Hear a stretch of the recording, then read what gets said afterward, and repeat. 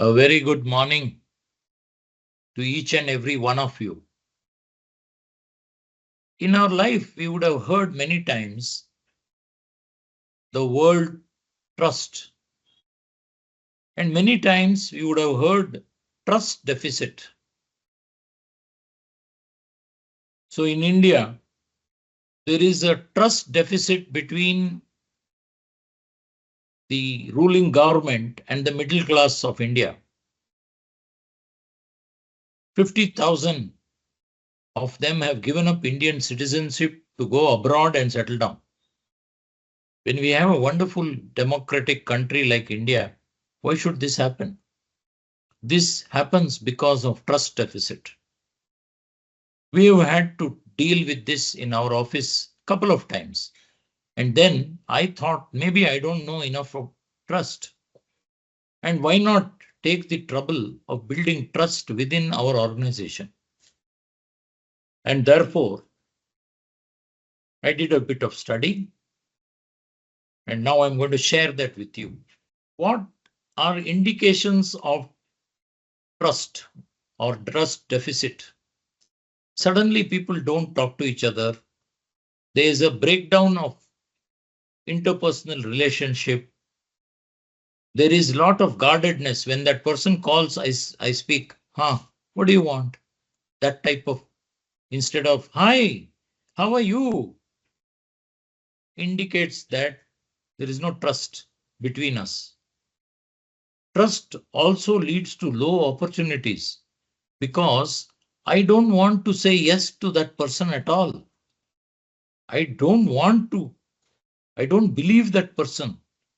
And therefore, whatever is available from the other side, I will never take the advantage of that.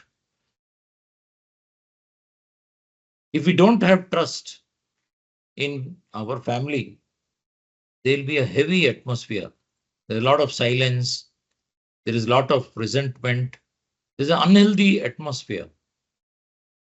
If you go to office, you walk into the office, you walk into some offices, and there is such a lot of vibrancy.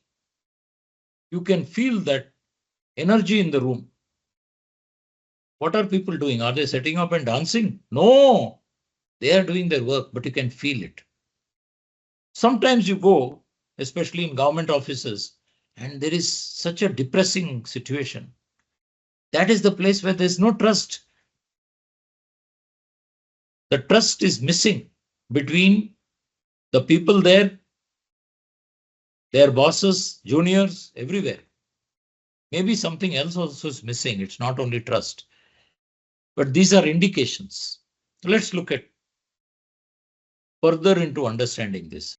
George Patton, he was one of the generals of the US Army, famous person. He used to say, don't tell people how to do things. Tell them what to do and let them surprise you with the results. He is obviously talking about soldiers, well-trained soldiers, well-trained managers, generals, lieutenants. They have already trained them, and now when asking them to do something, don't get into micromanagement. Trust them. They are capable. They are smart. You will be surprised what they do. I'll give you an example which happened today with my grandchildren. I had gone to the playground with them. And I have a grandchild who is 5 years old, another who is 9 years old. So they were not able to move in the monkey bars, that is from one bar to the other bar. They were not able to move at all. Then there was another boy there who saw them struggling, and he came and did 1 or 2 bars, then he fell down. So then I said, okay, come here. Why don't you hang on this bar for some time? Let's see how much you can do. I will count 1 to 10. Let's see if you can hold yourself up till 10. And these 3 kids, They tried it. First time they did 10, 12, 14. Then I told the youngest fellow who had done it first, I told him, you should beat 14. What do you think? He said, what if I do more? And he did 21. He was the youngest. And then they came back. They did much more than they had done earlier. Then the young fellow came next time. He did 40. After that, they did the bars also. I was shocked and surprised. Just 15 minutes before that, they were not able to do 2 bars, whereas now they are able to navigate 6 bars. They surprised me because they were able to do it. They had the confidence. If I had held their hand, it wouldn't have happened. This is trusting people to live up to their potential. Very, very important in bringing up children, in running your office. Don't sell them short. Just tell them, this is what I want. Can you do it in this much time? If you do it earlier, I'm going to say, salute you, say thank you. And they'll do it earlier and come and you'll have to salute them. What do you think is the fundamental element necessary for building trust in relationship? There is an understanding that trust is there or not. False. It's a myth. You can build trust. So what is the fundamental element necessary for building trust? Pause the video for 2 minutes and write it down in your notebook. You have to be honest. That's all. Honest to yourself, honest to others. What are the components of trust? Deliver what you promised. I say that you come day after tomorrow, 10 o'clock, and you'll find it on my table. That person comes that day, not on your table. He loses trust. Opposite, it's there on the table. When he comes, you say, thank you for coming in time. There it is.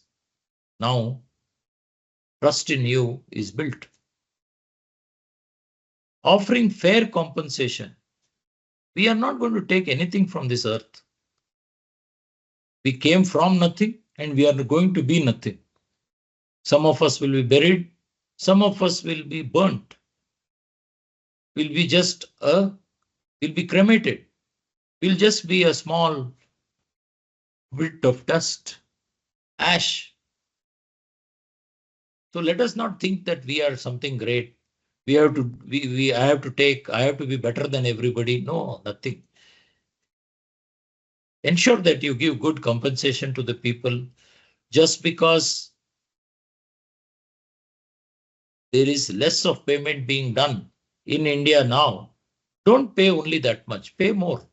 Take chances or take the opportunity to pay more to the people who earn less in your office. Be transparent in your communication. Don't try to hold back. Don't try to suppress. What you know, please tell, share it with everybody. Be open. You know, in India, when we were growing up 50, 60 years back, there were a lot of morals being taught. Even now it's there, Amar Chitra Katha and many ways. Ethics is something sometimes people say, oh, ethics, I don't want to hear about it. All fundas only in the notebooks. But ethics pays. In our organization, we decided to be ethical and also be economically independent in the year 2002. Today in 2024, not only an office of 15 or 20, which was there at that time, now we have 500. We are following good morals, good ethics, and clients are coming to us because of that. Of course, they also come because we are competent, we are well read, we skill ourselves all the time, we train ourselves, and this is all visible to the outside world. When our people go, there may be young boys who go to the audit and girls. Initially, when they go, the client thinks, oh my God, they have sent juniors. But after some couple of days of interaction and the type of report, these young minds come up with. The client calls and says, you have a brilliant group of juniors, so much of talent, so much of knowledge, and they are having a lot of energy. And we share that particular compliment with all the team. Provide equal opportunity to everybody. Just because somebody is coming from the rural area, don't tell him that, okay, I will pay you 30,000 per month, and some nice, smart looking person comes from the convent educated urban area, you tell him I'll give you 40,000. No, both will be given 40,000 only. Maybe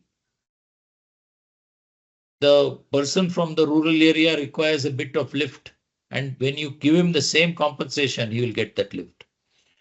Between women and men, if you are giving the same compensation, the women get encouraged. In India, of course, in the rest of the world, it may be given in at least the advanced countries. The biggest component of trust is accepting mistakes. All of us make mistakes, even managers make mistakes. I'm a founder partner of the firm. I have made hundreds of mistakes and I have accepted. Learn from your mistakes. The moment you accept mistakes, people trust you. There is something which some of you can learn from. Quality of vulnerability. You can Google it and see. Wonderful quality, which I learned a bit late in life, maybe around 45 or 50. I learned that vulnerability can give you access to anybody. And that mainly comes from accepting genuine mistakes which I have done. So how can I improve trust? Compassionate empathy in my relationship. Compassionate empathy is basically being in other shoes, feeling what they feel, sharing their challenges, supporting them to overcome it. There is another video on empathy on this channel itself. Please have a look at it. Share expertise and credit. There is nothing called I will keep this knowledge to myself. In our office, many times the employees say the best thing in this office is that the partners share the latest insight they have.